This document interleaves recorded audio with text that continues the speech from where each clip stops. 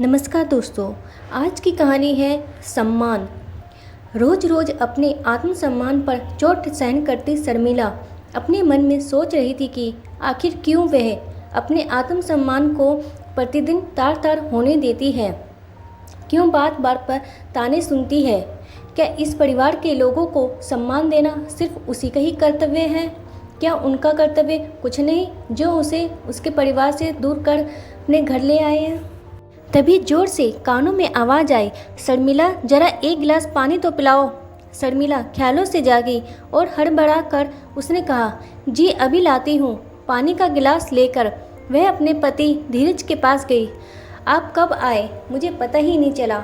हाँ, तुम तो आराम ही कर रही होगी। ऐसा नहीं कि थका हारा पति काम करके घर वापस आए तो उसे आवाज़ देकर पानी ना मांगना पड़े। बिना मांगे मिल जाता तो बात ही और कुछ होती। मैं बेडरूम में काम कर रही थी। धीरज आपकी अलमारी पूरी बिखरी पड़ी थी, वही ठीक से जमा रही थी। आप ऐसा क्यों बोल रहे हो? क्या मैं आपके सारे काम नहीं करती? इतना कहकर वह रसोई में चाय बनाने चली गई। तभी उसे सासू माँ शीला की आवाज़ आई, जो धीरज से कह रही थी, देखा कैसे मुंह चलता है इसका। लगता है माँ संस्कार देना ही भूल गई। पहले पता होता तो ये शादी। कहते कहते शीला शर्मिला को आते देख चुप हो गई और वहाँ से चली गई। शर्मिला चाहती थी कि इस विषय में वह धीरज से बात करे, क्योंकि धीरज की मम्मी का व्यवहार उसके साथ हमेशा से ऐसा ही था। वह उसका अपमान करने का एक भी मौका जाने नहीं देती थी। आए दिन अपनी सास द्वारा अपमानित होते रहना उसे अच्छा नहीं लगता था। वह शिकायत करे भी तो किससे?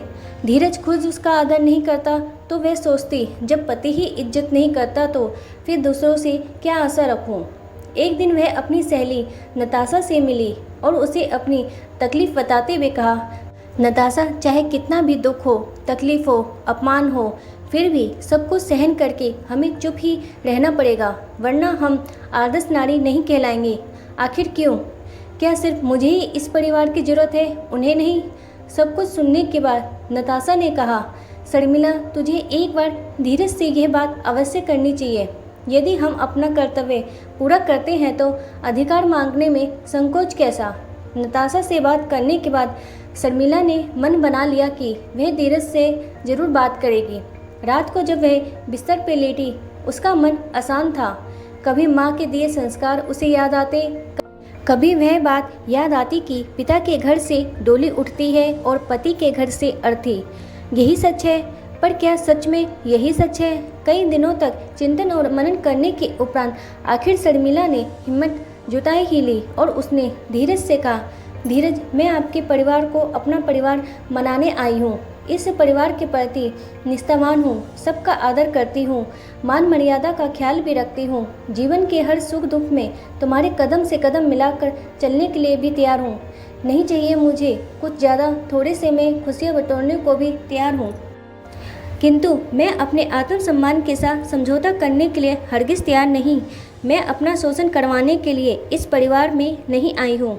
धीरज, जितना आदर मैं आप सभी को देती हूँ, उतना ही मैं भी हकदार हूँ। क्या आप मुझे वे दे सकते हैं? ये क्या बोल रही हो शर्मिला? क्या हो गया है तुम्हें?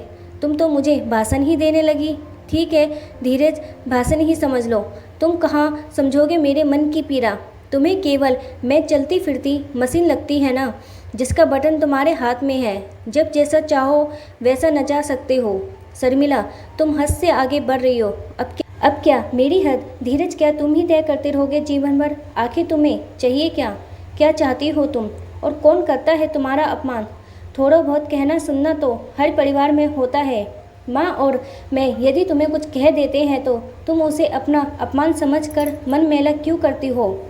वाह धीरज वाह, जब देखो तब मुझे, यहाँ तक कि मेरी माँ को भी ताने मारने से पीछे नहीं हटते तुम लोग। वह तो बुजुर्ग है, पर मेरी माँ है, मैं कैसे उनकी बुराई सुन लूँ?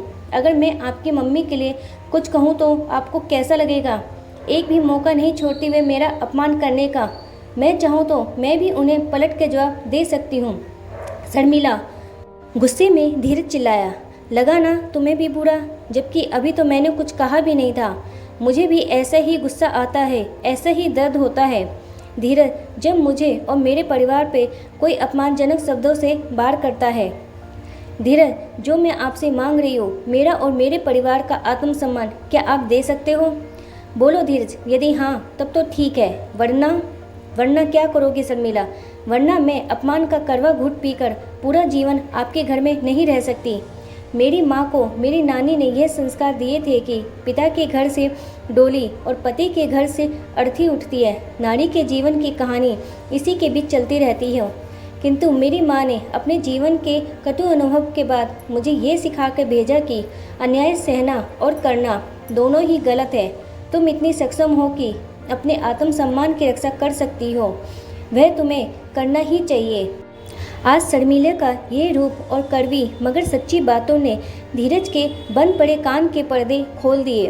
उसे ये एहसास करा दिया कि यदि सुखी दाम्पत्य जीवन और परिवार में शांति चाहिए तो मर्द होने का घमंड छोड़कर एक नेक जीवन साथी बनना होगा। परिवार का मान सम्मान चाहने के साथ ही साथ पत्नी के परिवार का मान सम्मान भी करना होगा। पत्नी को अपने से कम आंकने की गलती से बचना होगा, क्योंकि सच में शर्मिला किसी भी बात में उससे कम नहीं है। अपनी गलती स्वीकार करते हुए धीरज ने कहा, शर्मिला, मुझे माफ़ कर दो, मैं शर्मिंदा हूँ। अच्छा हुआ तुमने मेरी आंखें खोल दी। धीरज का बदला हुआ व्यवहार देखकर सासू माँ शीला को भी अपना व्यवहार बदलना ही पड़ा। अब उन्हें यह भी समझ आ गया था कि यदि परिवार को चलाने वाली गृहलक्ष्मी का अपमान होगा तो एक न एक दिन परिवार टूट जाएगा। सिर्फ साथ में रहने से नहीं, प्यार और एक दूसरे के सम्मान के साथ रहने में भी परिवार की इज्जत है।